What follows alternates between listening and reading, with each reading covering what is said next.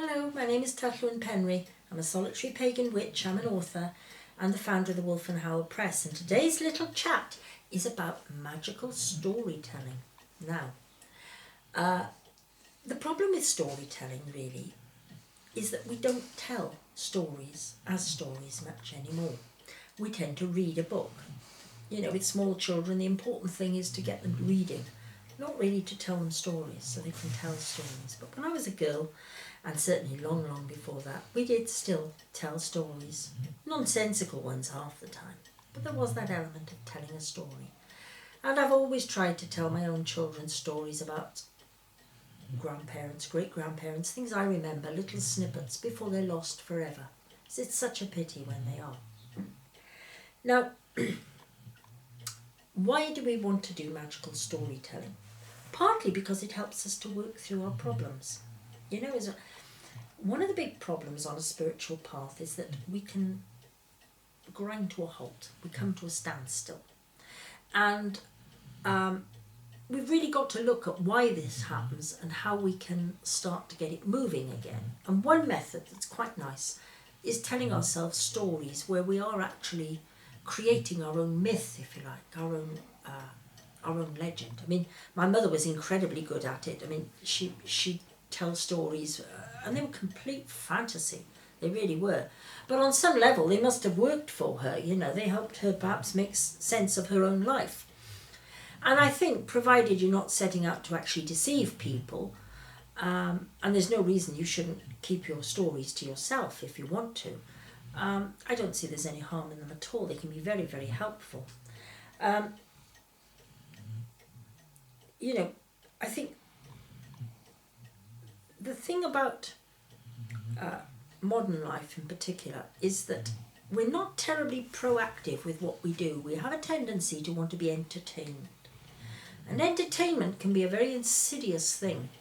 It's a little bit of a monster if you allow it to be, because it comes from this Latin intertenere, meaning to hold on to. And we still see it when we say, I've entertained that thought. Oh, I'll entertain that idea.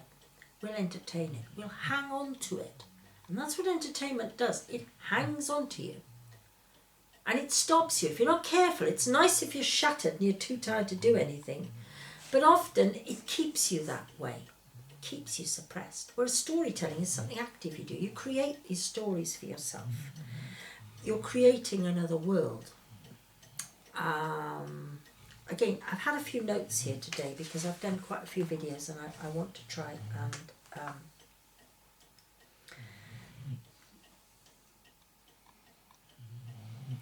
if you want to tell a story, what you're doing is you're externalizing your problem. So you create a story where you go off and you are confronted by either the problem you face or the problem in some other form. You can sometimes use a coping mechanism where you can't quite cope with what's happened to you or is about to happen to you, and therefore you try and twist it into something else. And the way that you deal with it in your story, you know, whether you view it as fighting a great dragon, you know, and then she fought this dragon and then she defeated him and then she moved on. It's actually giving yourself a bit of a boost, this magical storytelling, this idea of creating a mythology, a story inside ourselves. And I don't think that it comes from, you know, people talk about imagination. Oh, it's all in your imagination, as if our imagination is a rubbish dump.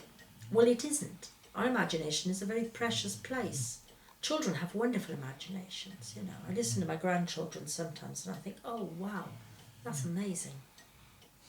But when we become adults, we try to rationalise it. We are forced to fit in. We are forced to stop being square pegs in round holes. We have got to fit, or else you're on the outside.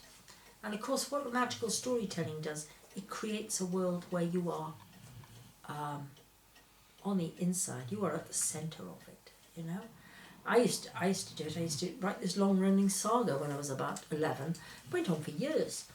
But although you had all these characters who had all these adventures in it, they were all me. And they were all things that were happening in my life, and they were ways to bring myself to the centre. And when I call it magical storytelling, it is magical if you make it so. If you deliberately set out to create this small story, don't aim for anything too big, something small, you know. And you don't even have to write it down, you see, that's the beauty of it. You don't have to write it down, nobody's going to check your spelling, you're just telling it to yourself. It's kind of self-soothing, self-comforting, you know, you really tell it like this is, you comfort yourself, you're just comforting yourself with a story in which you overcome your difficulties. And it is a form of magic. It might seem like it, but it is. It's a way we distance ourselves from those we cannot deal with. It's a way we try to push things away from us if they're threatening us. It's a way we try and hang on to things, and we try and find all sorts of creative ways of doing this. Because, hey, it's magic. It doesn't obey the rules of science, of gravity, or anything like that.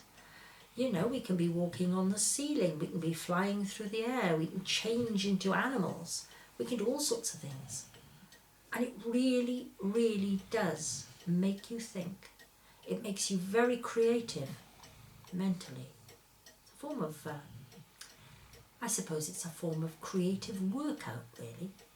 But do give it a try, because at the end, then you've finished it. You imagine yourself writing it, closing the book, or finishing off the story by the campfire, and it's finished, and you were victorious. You've got what you wanted. And this is something you can try. Give it a go. Helps rejuvenate your path a bit. Or at least makes it more interesting. Anyway, I've waffled on long enough. Thank you ever so much for listening.